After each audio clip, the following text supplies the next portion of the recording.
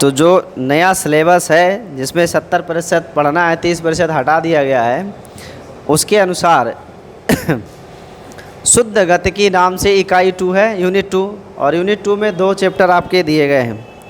देखो पहला जो है वो सरल रेखा में गति है, इससे कुल आपके 6 अंक आने हैं। परीक्षा में कितने नंबर आएगा?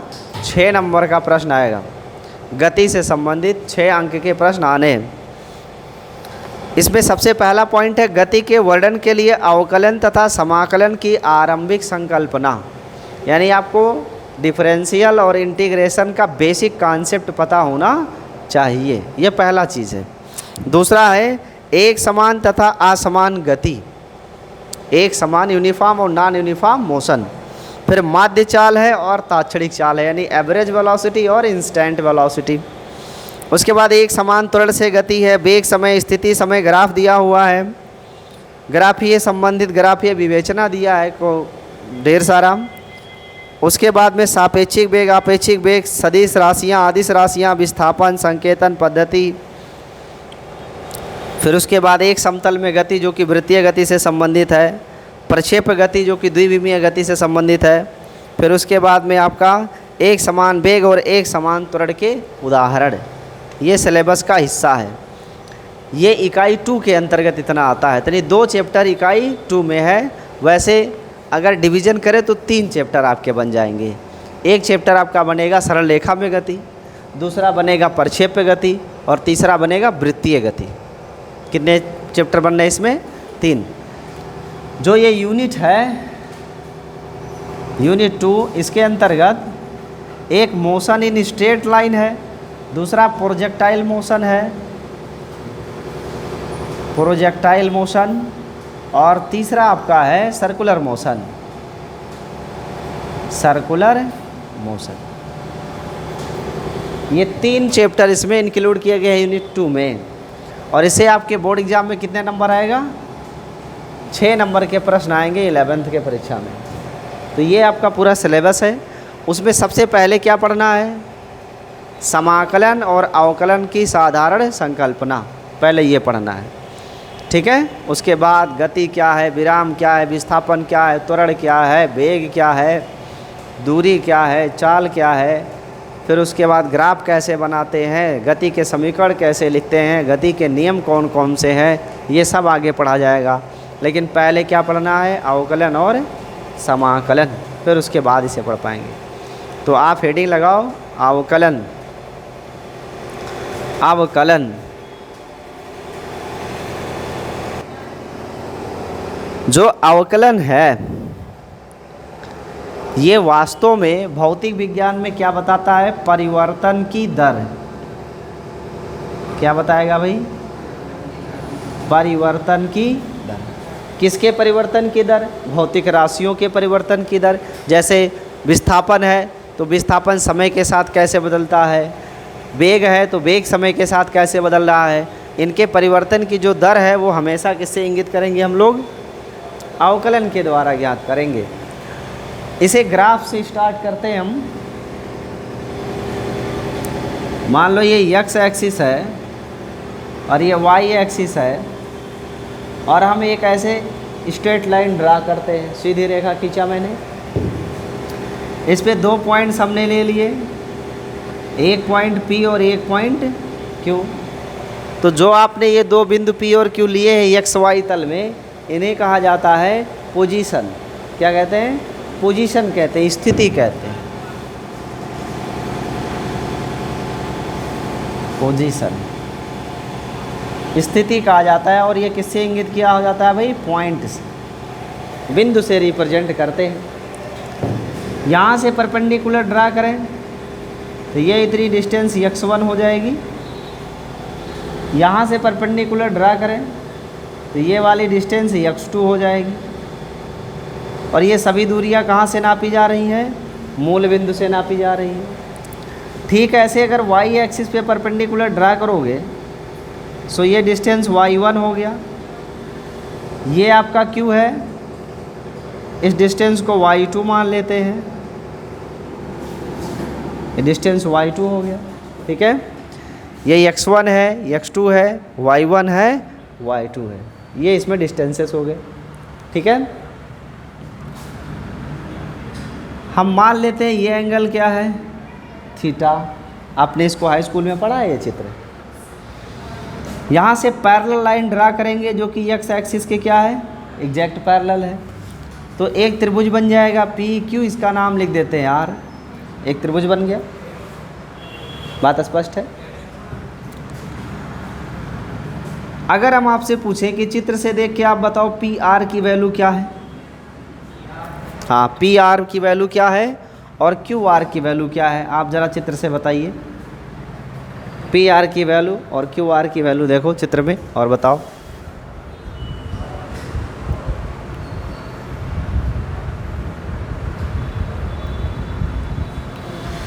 पी आर की वैल्यू और क्यू आर की वैल्यू क्या है चित्र से,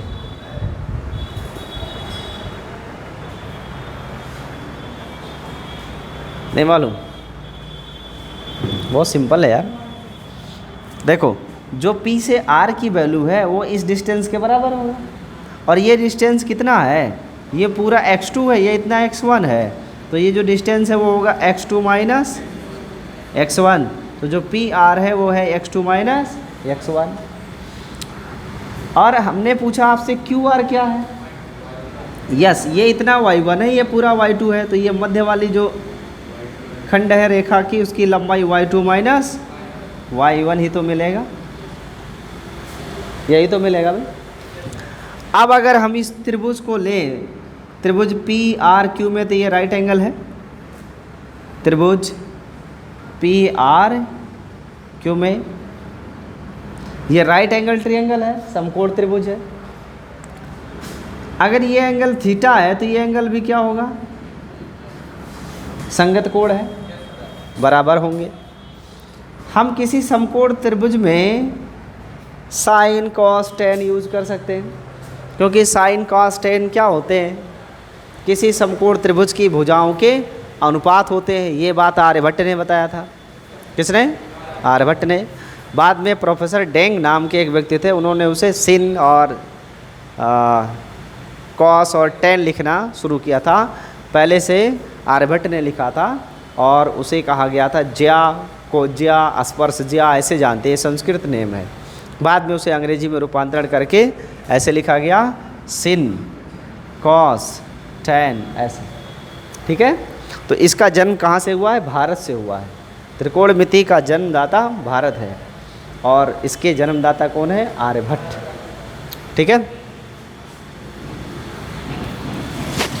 त्रिकोणमिति से संबंधित आर्यभट्ट की सबसे ज़बरदस्त पुस्तक का नाम बताओ। लीलावती। लीलावती एक ग्रंथ है, उस ग्रंथ के अंदर त्रिकोणमिति के सारे फॉर्मूले हैं, पूरा विस्तृत चर्चा की जाती है इसमें।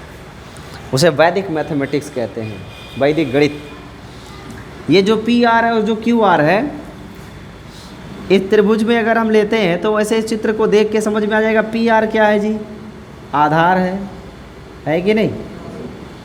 और जो क्यू आर है वो क्या है? लंब है। तो लंब और आधार वाला कोई अनुपात आपको पता है? लंब और आधार वाला कोई अनुपात पता है? लंब और आधार किस में होता है? टैन में होता है। बोलते हो नहीं, टैन थीटा बराबर लंब बटे आधार कहते हैं। तो टैन थीटा की वैल्यू लंब की जगह क्या लिखेंगे? y2 माइनस y1, और आधार की जगह क्या लिखेंगे? x2 minus x1। यही तो हमें मिल रहा है। अब आपने पढ़ा होगा सरल रेखा। अगर आप मान लेते जो ग्राफ मैंने खींचा है वो एक फंक्शन है y is equal to F of X. If जो आपने ग्राफ बनाया है वो ग्राफ किसका है? y is equal to F of X का है। y is equal to F of X यानी y x का एक फंक्शन है, हिंदी में बोले तो y x का एक फलन है, ठीक है। और इसी फलन का मैंने ग्राफ बनाया है और वो स्ट्रेट लाइन निकल गया। कोई बात नहीं, कोई भी ग्राफ ले सकते हैं हम, हमें जैसा सुगम लगेगा वो ग्राफ लेके हम चल सकते हैं। जो ये टेन थीटा आप देख रहे हो, इसे हाई स्कूल में आपने पढ़ा होगा, प्रवणता पढ़ा था ना कि यम बराबर टेन थीटा। प्रवणता m बराबर क्या होती है, tan थीटा होती है ना। तो जो ये tan थीटा ये एक्चुअल में क्या है, प्रवणता है। ये क्या है, प्रवणता। और ये हमको मिला क्या, y2 माइनस y1 बटे x2 माइनस x1। ठीक है।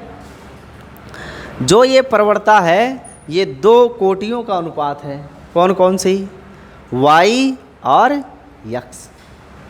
ये y और x का अनुपात ही तो है।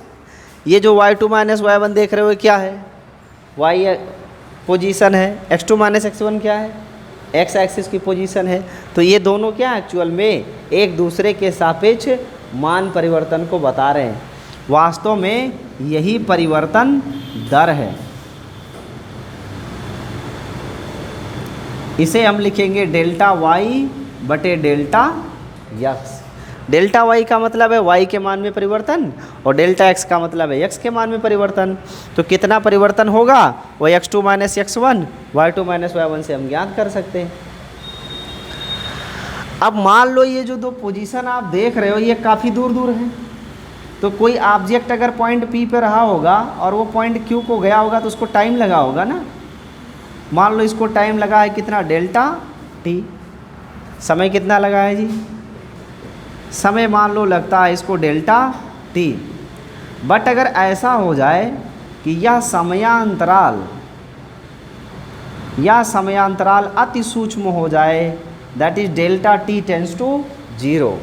समयांतराल बहुत थोड़ा हो जाए, 0.02 सेकेंड का हो जाए। अगर समयांतराल बहुत छोड़ा हुआ तो ये जो पॉइंट P और Q के बीच में गैप देख रहे हो ये बहुत थोड़ा हो जाएगा ना।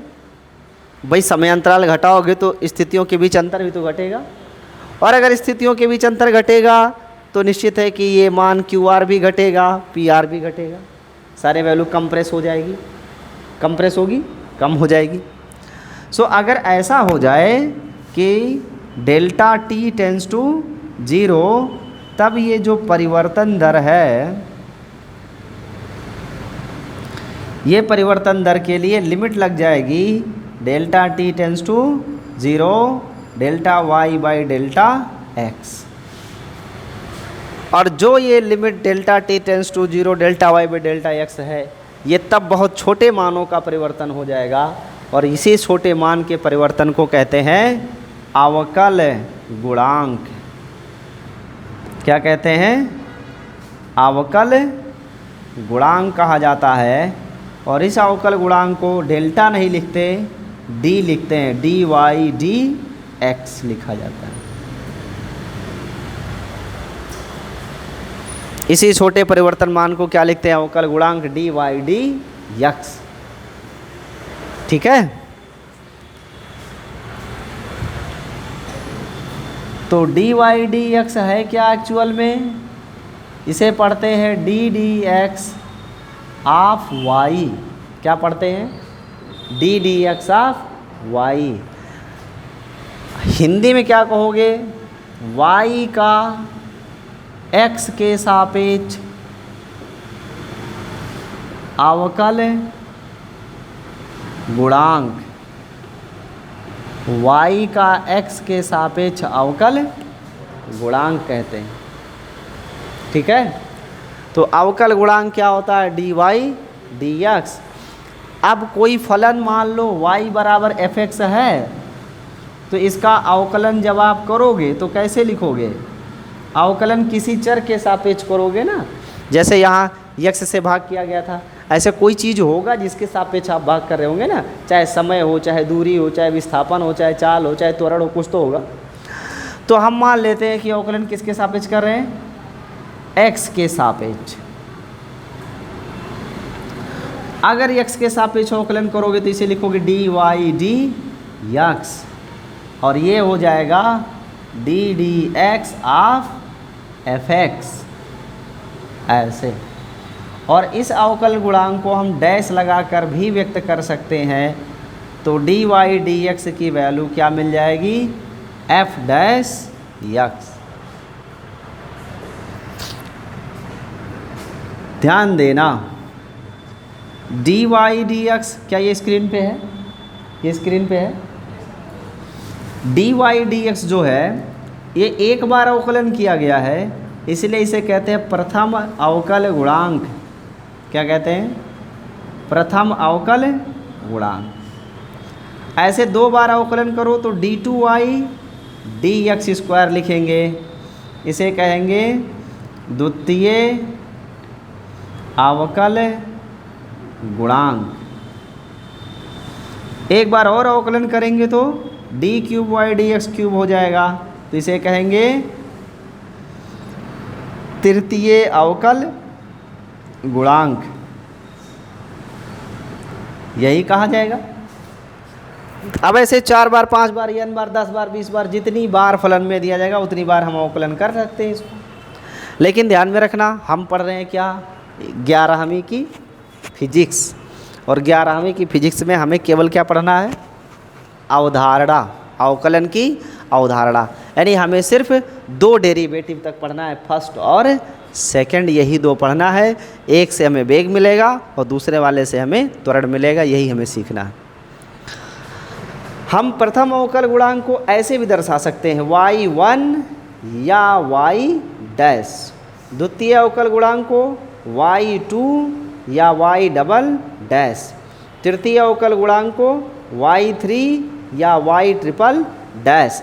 अगर ऐसे कोई n वां गुणांक होगा, मान लो n बार अवकलन कर दिया तो d⁻n y dxn, इसको लिखा जाएगा n वां अवकल गुणांक। इसको क्या लिखेंगे?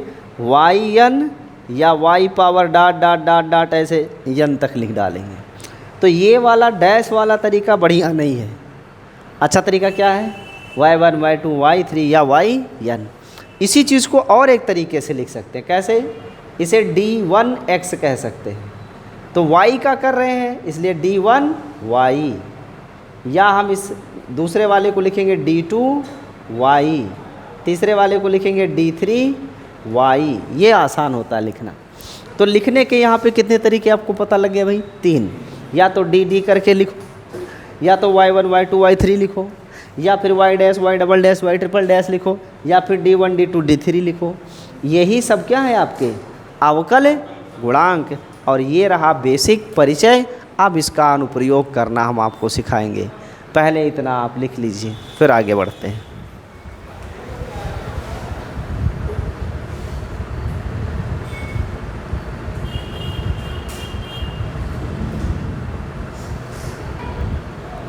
देखो, ये तो हो गया, जानकारी यहाँ तक स्पष्ट है। अब इसका आपको प्रैक्टिकल एग्जाम्पल देके समझाते हैं। एक एक फॉर्मूला समझिएगा। जो हम लोगों को इंटरमीडिएट में जानना है, उसमें सबसे पहला फॉर्मूला है कि डिफरेंशियल ऑफ x⁻n बराबर nx⁻n-1 होता है। यानी अगर कोई फलन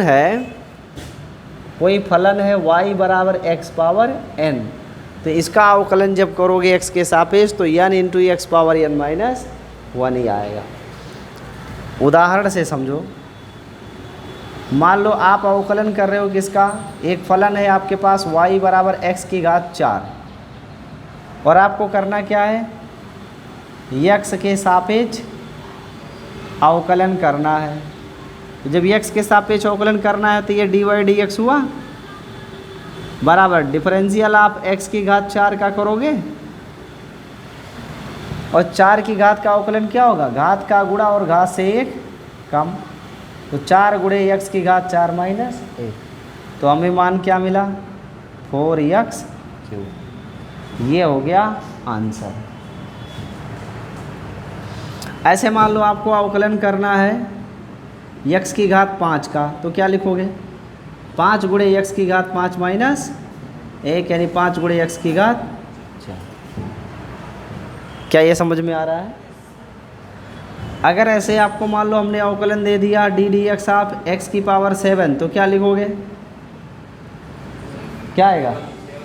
7 इंटू x⁶ आएगा। 7 में से 1 कम हो जाएगा, ये तो लिखेंगे।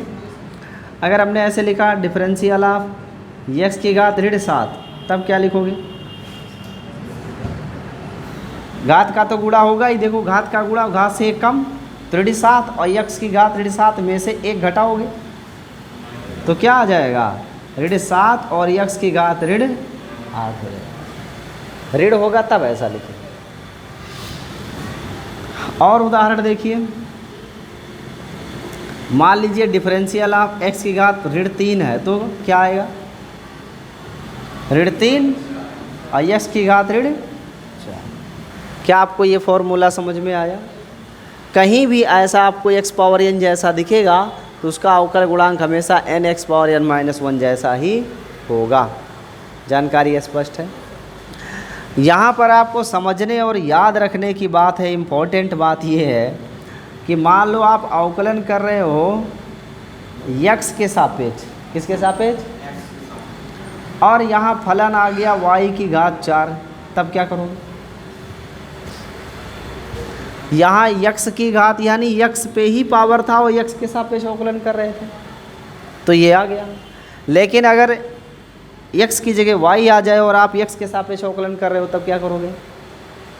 तो इतनी क्रिया तो आप जानते ही हो कि 4 और y की घात 4 माइनस 1, इतना तो आप कर ही सकते हो। लेकिन फिर जो y है ये छूटेगा नहीं, इसको ऐसे लिखना पड़ेगा dy dx। तो ये हो जाएगा 4y³ इंटू dy dx, ऐसे। ठीक है,